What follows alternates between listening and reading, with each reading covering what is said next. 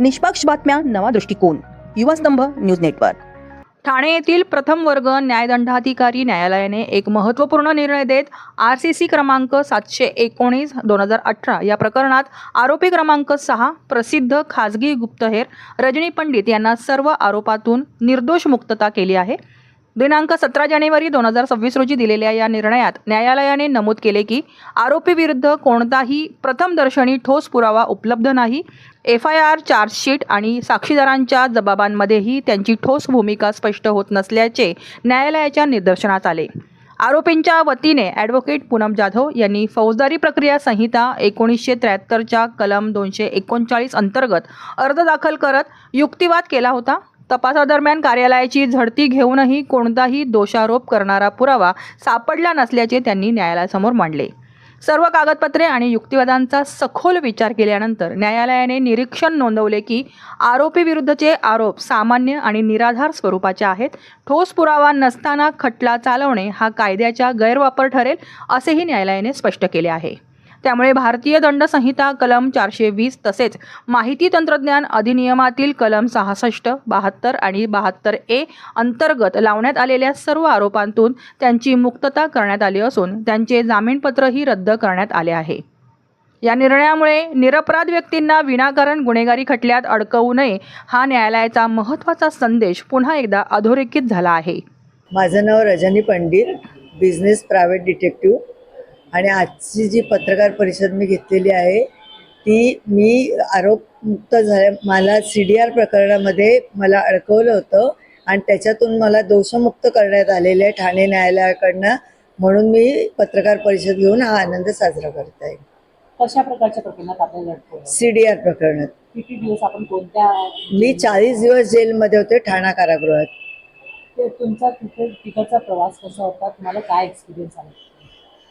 दोन्ही प्रकारचे आलेत, चांगलेही आलेत वाईट आलेत, पण चांगले जास्त आले कारण मला खूप रिस्पेक्टफुली वागवलं गेलं.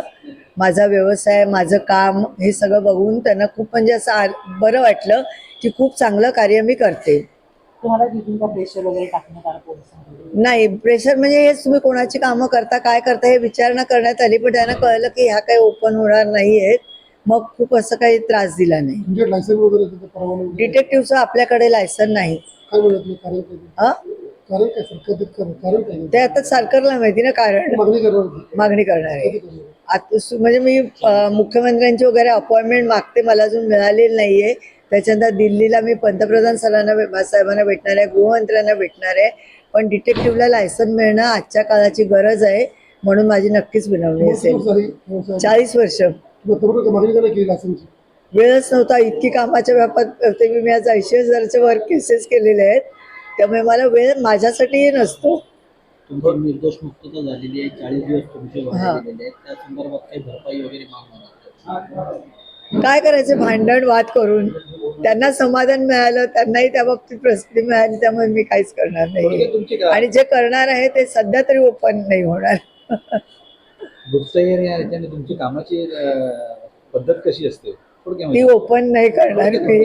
थोडक्यात म्हणजे पाठलाग असतो माहिती काढण्यासाठी. त्याच्यानंतर एखाद्याच्या आयुष्यामध्ये आपण मैत्रीपूर्व जाणं, त्याची माहिती काढणं, त्याला बोलतं करणं, ह्या गोष्टी असतात. बरेच प्रकार असतात. कशा प्रकारे तुमच्याकडे केस येतात? मुलामुलींची कॉलेजला जाणाऱ्या माहिती काढणं, लग्न ठरतं तेव्हा लग्नाच्या संदर्भातली माहिती, लग्नानंतर काही प्रॉब्लेम्स होतात, कंपन्यांमध्ये काही फ्रॉड केसेस होतात, डुप्लिकेट माल तयार होतो, त्याची माहिती काढणं, इलेक्शनच्या काळामध्ये पॉलिटिशियन्स लोकांना तिकिटाच्या बाबतीत म्हणा पक्ष बदल असतो. त्याच्यानंतर फिल्म इंडस्ट्रीमध्ये काही कामं असतात की ज्यांना संशय असतो एकमेकांबद्दल, शूटिंगच्या नावाखाली कोण कुठे जातं किंवा प्रोड्युसर काही आपल्याशी हे करतो का, त्या बाबतीतली माहिती काढणं. कोणी फसवणारे असतात या लाईनमध्ये, त्याची माहिती घेण्यासाठी लोक असतात. दिल्लीला आहे, इथे नाही आहेत. बरेच लोक त्याचे मेंबर आहेत, पण जेव्हा हे प्रकरण झालं तेव्हा काहीच त्यासाठी प्रयत्न केले गेले नव्हते. त्यामुळे हे नाही. पण आता आम्ही मुंबईत संघटना करण्याचा प्रयत्न चालू आहे. मुंबईत 300च्या वर आहेत. पहिली GG गावडेंनी डिटेक्टिव्ह संस्था सुरू केली काहीतरी मला वाटतं बऱ्याच वर्षापूर्वी आणि मग त्याच्यानंतर बरेच आर्मीचे किंवा पोलीस डिपार्टमेंटचे रिटायर लोक करत होते. पण ज्या वेळेला मी या क्षेत्रात आले तेव्हा कोणी ॲडही घेत नव्हते डिटेक्टिव्ह म्हणून.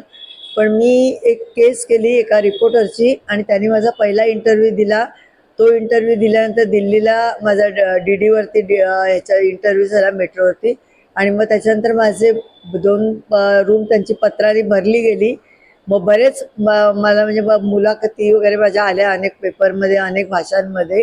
आणि मग मला कधी ॲड करायची गरज पडली. म्हणजे नवीन उदयाला येणार आहे जे डिटेक्टिव्हचे काम करणार त्यांच्यासाठी तुम्ही काय सल्ला द्याल?